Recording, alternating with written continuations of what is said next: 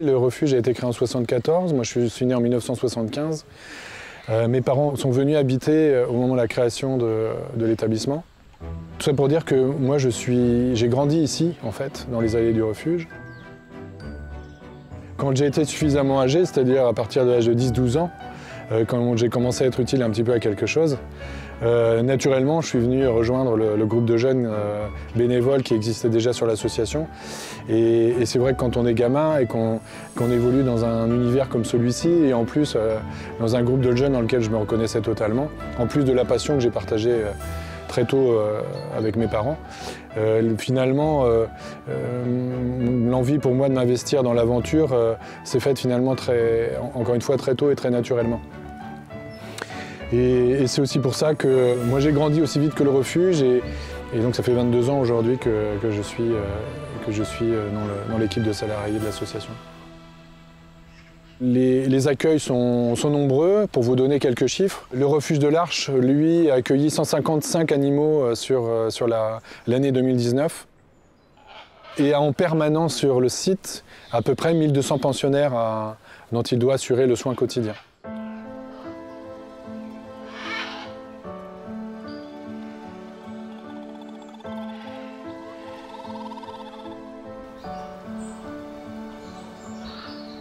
Quels sont les moyens que nous mettons en place pour limiter les conséquences de la vie en captivité pour les animaux sauvages? Ça passe encore une fois par le lien qu'on tisse avec l'animal. Ce lien, il est induit dans nos activités puisque ce sont des animaux qui sont nés en captivité, qui sont maintenus en captivité. Donc la captivité impose de fait une relation quotidienne avec l'homme et en premier lieu avec l'équipe de soigneurs animaliers. Donc oui, il y a un contact quotidien puisque les actions des soigneurs peuvent être multiples dans la journée. D'abord pour assurer l'entretien des installations, pour assurer l'alimentation des animaux, les soins quotidiens d'une manière générale.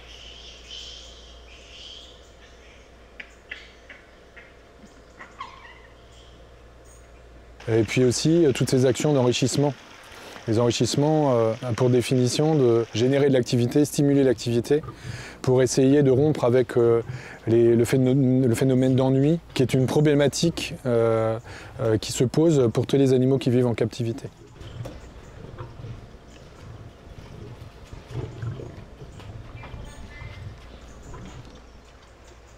Donc l'équipe, oui, bien sûr, il y a du lien. Après, notre politique, parce que ça c'est une question très intéressante et il peut y avoir des approches radicalement opposées dans le lien qu'on peut faire le choix de tisser entre l'animal sauvage et le soigneur animalier. Nous avons pour politique de limiter à l'indispensable la relation entre le soigneur et l'animal. Et au contraire, de faire en sorte que les animaux qui arrivent chez nous essaie de retrouver un équilibre dans l'environnement d'abord qu'on lui propose. Et c'est pour ça qu'il faut vraiment aménager un environnement qui soit le plus adapté, à la fois à leurs besoins biologiques, à leurs besoins intrinsèques, pour qu'ils redéveloppent du lien avec leurs congénères.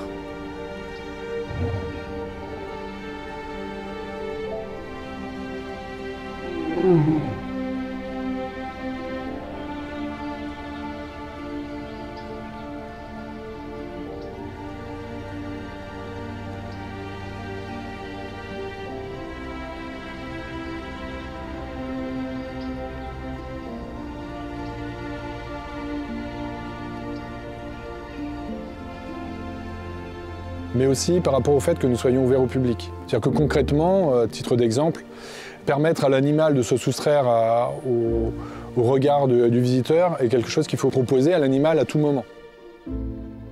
Donc c'est pour ça que nous, les animaux ne sont jamais bloqués sur les zones extérieures, par exemple.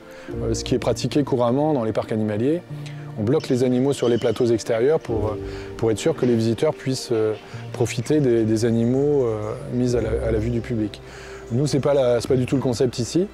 L'animal peut entrer, sortir, on aménage, on végétalise beaucoup les enclos, on aménage des caches, on laisse pousser l'herbe afin que l'animal puisse, s'il le souhaite, se tapir, se cacher et déambuler comme il le souhaite sur l'ensemble de ses espaces de vie.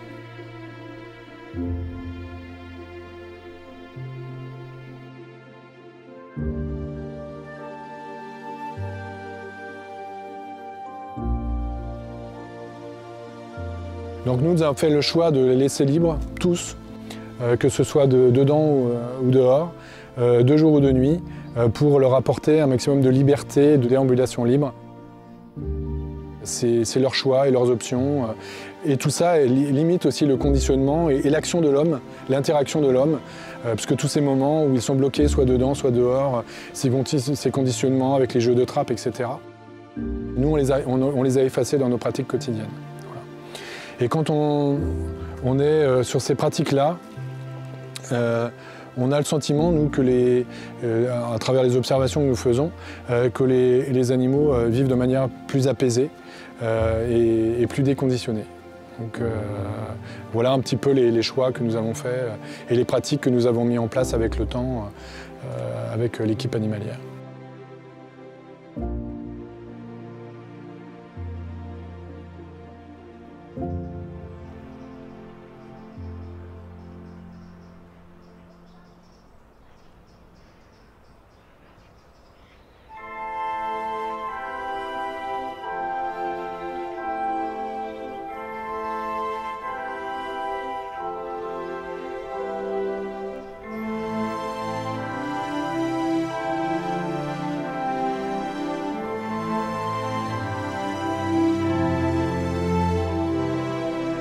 Raja est né chez un éleveur de félins. Cet éleveur, une personne assez fortunée, enfin en tout cas suffisamment fortunée pour avoir réussi à créer chez lui, dans sa propriété, un élevage de félins, une collection de félins, parce que, appelons les choses par leur nom.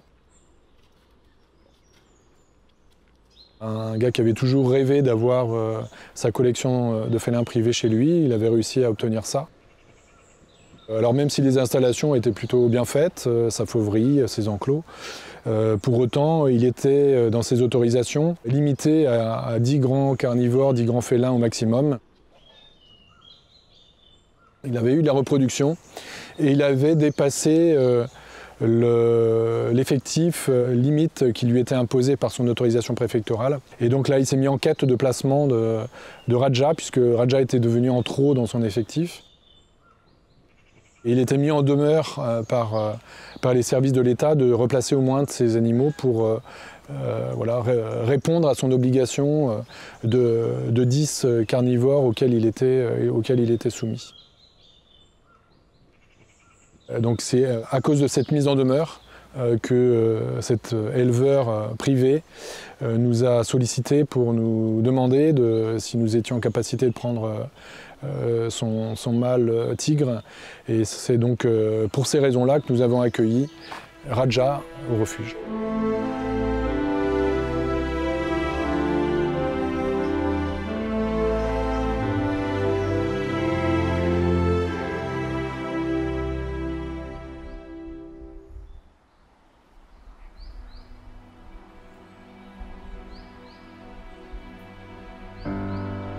Alors Martha, elle est arrivée il y a un peu moins de 10 ans.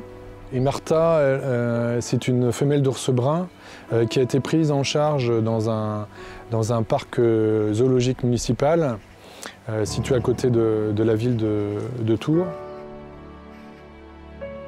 Et ce parc municipal était assez ancien et les parcs zoologiques de cette génération avaient eu pour habitude, là on parle de parcs qui ont été créés dans les années 50-60, avaient pour habitude à l'époque d'aménager des fosses pour installer tous les ours, hein, quelle que soit l'espèce d'ailleurs.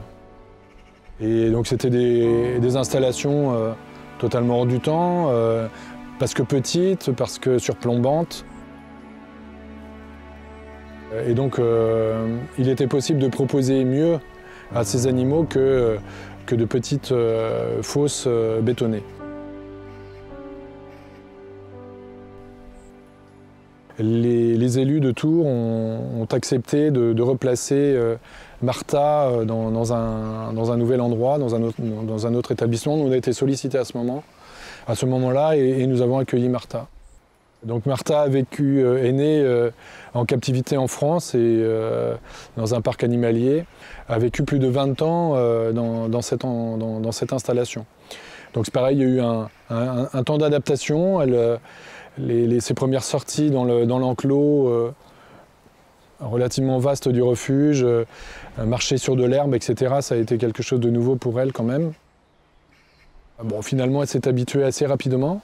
Et aujourd'hui, elle a un rythme de vie qui est très saisonnier, ce qui est naturel évidemment pour les ours bruns qui ont tendance quand même à ralentir leurs activités en période hivernale. On parle d'hivernage d'ailleurs, enfin d'hivernation plus exactement.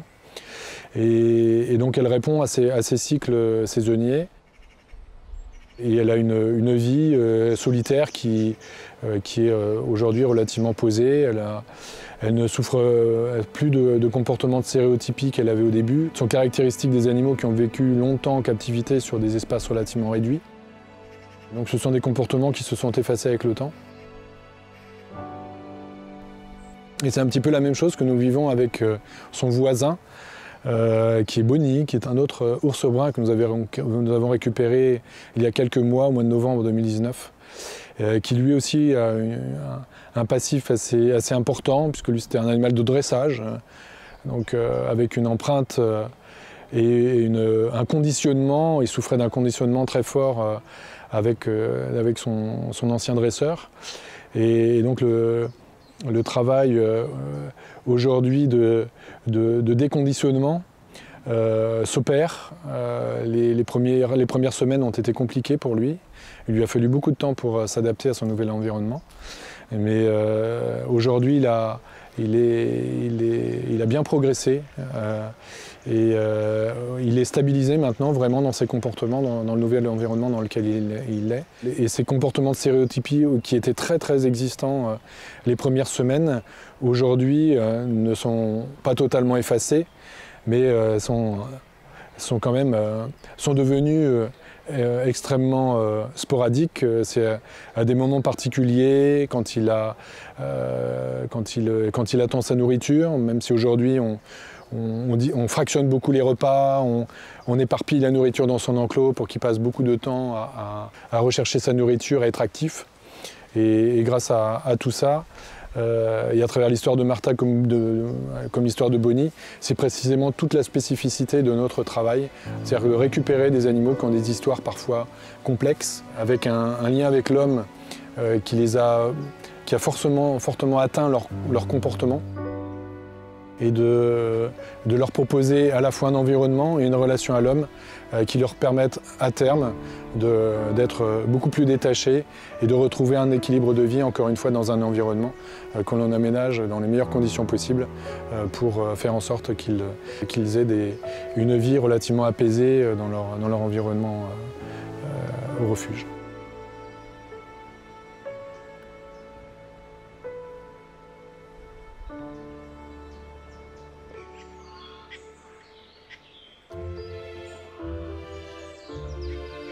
Sur le refuge, nous avons effectivement un groupe de babouins rouges de Guinée qui est composé aujourd'hui d'à peu près 80 individus. Alors c'est un groupe qui a deux origines. La première origine, des babouins rouges du refuge, sont des animaux qui sont issus de laboratoires de recherche scientifique. Alors c'est une histoire un petit peu longue. En fait, nous étions dans le milieu des années 80 et à cette époque-là était très actif un groupe de protecteurs d'animaux qui avait organisé notamment des intrusions dans des laboratoires de recherche scientifique pour mettre en exergue tous les travaux à la fois de vivisection ou d'expérimentation animale, d'ailleurs de manière générale, sur la faune sauvage et sur les primates en particulier.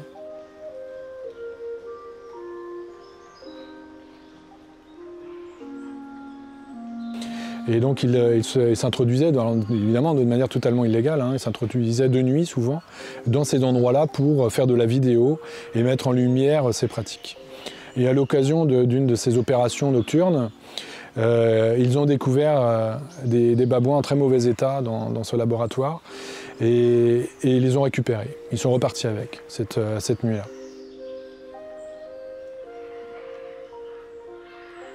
Ils les ont gardés quelques semaines, puisque c'est avec le concours de vétérinaires qui s'était associé à ce groupe. Ils les avaient soignés, remis à peu près en état, mais la limite de cette prise en charge par ce groupe était le manque d'installation. Voilà. Ils avaient improvisé des cages, mais il était absolument hors de question pour eux de les garder durablement dans ces conditions-là. Donc ils ont cherché un lieu, ils nous ont contactés, mais à aucun moment en nous expliquant toute cette histoire. À tel point même que nous les avons découverts, ces singes-là, déposés à la porte du refuge. Voilà. On avait juste un premier contact, mais anonyme, en nous demandant si le refuge accueillait des singes et des babouins en particulier. C'était le seul contact qu'on avait eu, qui était encore une fois anonyme. Et puis quelques jours plus tard, on avait découvert ces singes qui avaient été déposés la nuit aux portes du refuge.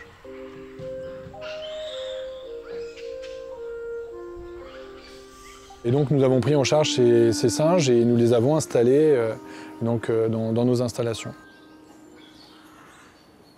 Ce babouin était à peu près au nombre de 15 individus. Et puis l'autre partie du groupe, la deuxième origine, c'est un groupe qui nous a été confié par le parc zoologique de Vincennes, qui s'est retrouvé en sureffectif en fait, de singes et qui a eu besoin de replacer à peu près une vingtaine de babouins quelque part. Et dans les mêmes années, c'est 2 ou 3 ans plus tard, que nous avons accueilli cette deuxième partie de babouins rouges.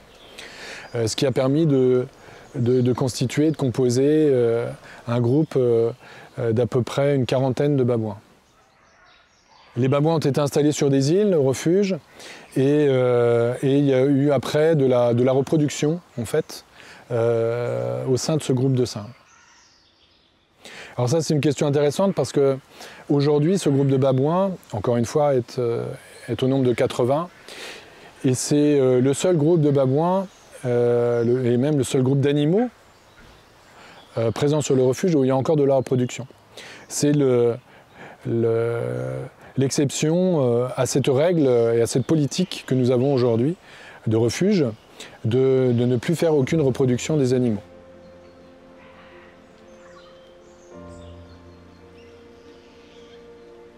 Sauf que le groupe de babouins a un historique. Ce groupe de babouins, aujourd'hui, est structuré par famille. Les petits contribuent aussi, d'une certaine manière, à l'équilibre sociétal de ce groupe. Donc nous sommes posés beaucoup de questions, toujours, encore une fois, dans la finalité de stériliser aussi ce groupe de singes qui viendra.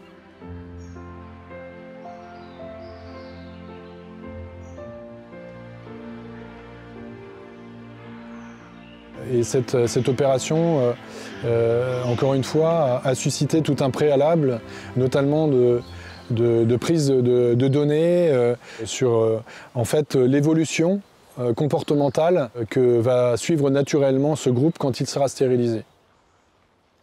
Encore une fois, aujourd'hui, l'équilibre du groupe repose beaucoup sur cette organisation par famille. Quand il n'y aura plus de petits, la vie et l'équilibre des familles va bouger, ça va évoluer. Et la grande question, c'était de savoir vers quoi le groupe va évoluer. Est-ce que ça va générer de l'agressivité, partant du principe que les petits peuvent être des éléments de régulation, d'attention. Il y a beaucoup d'attention portée par les femelles notamment, et les plus jeunes aussi, les subadultes, à l'endroit des tout petits.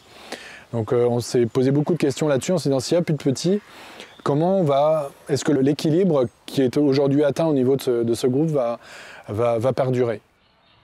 Et aujourd'hui, on a suffisamment d'informations scientifiques pour savoir que la stérilisation va plus apporter d'apaisement que d'agressivité, puisque c'était un petit peu notre crainte aussi.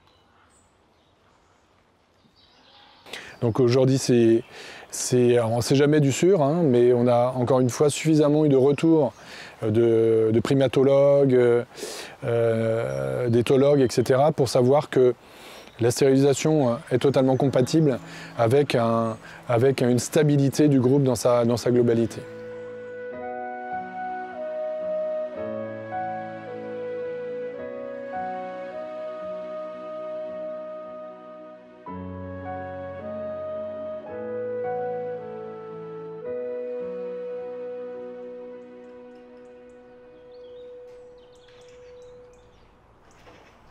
Donc Baringo, oui, le lion qui est arrivé en 2004, ça fait 16 ans maintenant. Et Baringo a une histoire très singulière puisqu'il a été trouvé en Mayenne, sur le bord d'une route, sur la commune de Commères, même, qui est située plutôt dans la partie nord de notre département. Et en fait, Baringo est tombé sur la chaussée d'un camion de cirque qui reprenait la route après un arrêt justement sur cette petite commune de notre département. Baringo était petit, c'est précisément d'ailleurs parce qu'il était petit qu'il est tombé, il est passé entre les barreaux de la remorque cage et qu'il a basculé sur le bord de la chaussée. Et Baringo a été récupéré par un gars qui rentrait du boulot le soir. Il a aperçu dans le faisceau de ses phares de voiture un animal sur le bord de la route. Il l'a ramassé, il a vu que c'était un félin bien sûr, mais que ce n'était pas un chat domestique. Donc il l'a gardé la nuit et dès le lendemain matin averti les autorités. Et comme nous étions sur le département, les autorités nous ont demandé de le prendre en charge, ce que nous avons fait. Et Baringo donc, est arrivé, il pesait quelques kilos, il ne faisait même pas 10 kilos. Il avait quelques semaines seulement.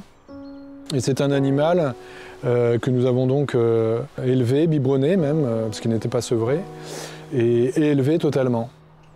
Baringo, c'est une histoire intéressante parce que non seulement elle est touchante parce qu'effectivement c'est un animal qui finalement s'est extrait lui-même de sa condition d'animal de cirque, accidentellement, mais malgré tout.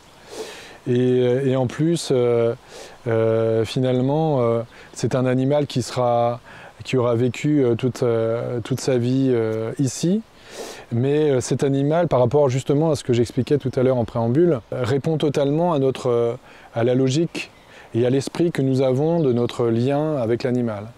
C'est-à-dire Baringo, bien qu'il ait été élevé par notre propre main, et bien qu'on nous l'ayons élevé au biberon, c'est un animal aujourd'hui qui s'est détaché totalement de nous. Alors certes, quand on l'appelle, il reconnaît notre voix, il reconnaît son nom, mais surtout notre voix. Et donc il relève la tête, mais bon, c'est pas le genre à venir chercher sa caresse ou à venir au devant systématiquement. Il n'est plus du tout dans la recherche du lien avec nous. C'est pareil, c'est une démarche qui a été progressive, mais qui a été vraiment souhaitée par nous, de faire en sorte que Baringo redéveloppe du lien avec d'autres lions, et c'est ce qu'il a fait très tôt, dès l'âge de 2 ans et demi. Il a été introduit dans l'enclos avec nos lions, et il a fait sa vie depuis cet âge-là avec des lionnes qui étaient donc présentes sur notre refuge quand Baringo a été en âge d'être placé avec elle. Et aujourd'hui, il est devenu totalement indépendant de cette relation quotidienne avec les soigneurs. Et c'est là particulièrement l'exemple même d'un animal qui aujourd'hui vit tranquillement sa captivité et c'est un animal finalement oui, qui aura réussi à vivre une vie plutôt équilibrée dans un établissement comme le refuge.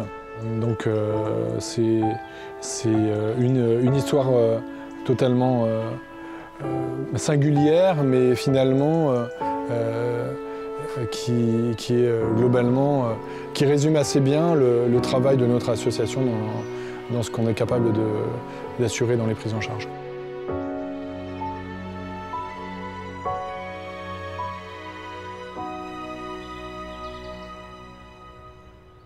À chaque fois, c'est un nouveau pari.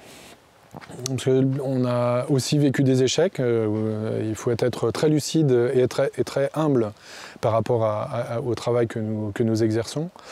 Heureusement, et c'est là notre satisfaction et en tout cas le sentiment d'utilité, c'est que les échecs sont quand même beaucoup plus rares que les réussites. Et on voit vraiment le comportement de nos animaux très nettement s'améliorer. Et c'est vraiment là l'objectif final que nous avons. Voilà. On n'a aucune satisfaction, pour aller jusqu'au bout des choses, aucune satisfaction à ce que l'animal vienne se frotter le long du grillage pour nous dire bonjour le matin. C'est pas du tout notre truc. À partir du moment où l'animal cesse d'avoir ce genre de comportement, on se dit ah ça y est, on va vers le mieux. Si c'est un devoir, en tout cas, c'est une nécessité, c'est un besoin. Et c'est un besoin qui, malheureusement, 45 ans plus tard, est toujours aussi important. Donc notre travail, c'est d'apporter des réponses pour ces animaux qui, du jour au lendemain, se trouvent dans le besoin d'être pris en charge et voilà, dans l'urgence. Et notre job, c'est de leur apporter une réponse immédiate et leur apporter une réponse de vie durable. Malheureusement, encore une fois, pour toutes les raisons que je viens d'évoquer, vie durable en captivité, jusqu'au jour où viendra les conditions possibles de leur retour dans la nature, mais malheureusement, c'est pas demain, ça s'annonce pas pour demain.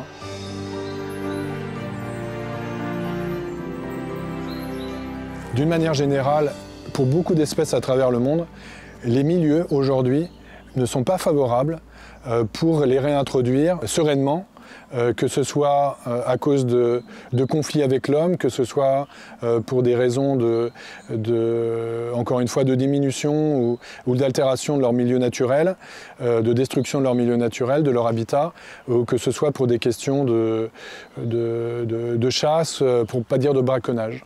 Voilà. Donc, encore une fois, la réintroduction dans le milieu naturel, c'est une question qui est extrêmement complexe, qui doit réunir beaucoup de conditions pour réussir à rendre ce projet possible. Je ne dis pas qu'il est impossible, mais je dis qu'aujourd'hui, la situation est tellement multifactorielle et tellement complexe qu'aujourd'hui, elle n'est pas envisageable. En tout cas, en l'état actuel de la situation, pour quasiment toutes les espèces et quel que soit l'endroit de la planète. Voilà. Donc pour toutes ces raisons-là, nous considérons au niveau du refuge qu'aujourd'hui, il n'y a pas d'autre alternative que d'essayer, mais avec encore une fois une grande humilité, hein, puisque nous-mêmes, animaliers, et après 45 ans d'existence, je peux vous assurer que la vie en captivité n'est pas la panacée pour aucun animal sauvage, ici ou ailleurs, quel que soit le modèle. Il faut être encore une fois très humble et très réaliste sur ces questions-là. Pour faire en sorte que cette vie durable en enclos soit la moins mauvaise possible. Voilà. Et ça, notre expérience montre que c'est quand même globalement possible. On arrive à faire en sorte que les animaux ne souffrent pas trop de leur captivité. Voilà, pour dire les choses, encore une fois, avec beaucoup de modestie. Le premier enjeu, en fait, que nous essayons de relever à travers l'ouverture au public, c'est-à-dire que ouvrir au public, oui, mais pour diffuser un message, questionner le grand public sur ces questions-là et leur apporter un certain nombre de réponses, ou en tout cas qu'eux-mêmes soient idéalement convaincus, encore une fois, que tenter l'aventure ou l'expérience d'avoir un animal exotique à la maison est aussi égoïste que, comment dirais-je, traumatisant pour un animal sauvage. Toutes ces histoires mal vécues par nos animaux servent à quelque chose en les racontant et je pense que la proposition de visite en venant se rencontre sur le terrain et en venant observer nos animaux, c'est un marquage fort. Après, j'ai envie de vous dire, ce que je souhaite plus que tout dans un avenir qui soit le moins lointain possible, c'est de faire en sorte que l'avenir du refuge se termine par la fermeture de l'établissement, parce que le jour où on n'aura plus besoin d'accueillir des animaux durablement, par définition notre refuge disparaîtra. Mais malheureusement cette perspective est aujourd'hui lointaine, en tout cas n'est pas du tout à l'ordre du jour malheureusement. Donc ça c'est une réalité. Dans notre domaine d'activité, la problématique est loin d'être stoppée.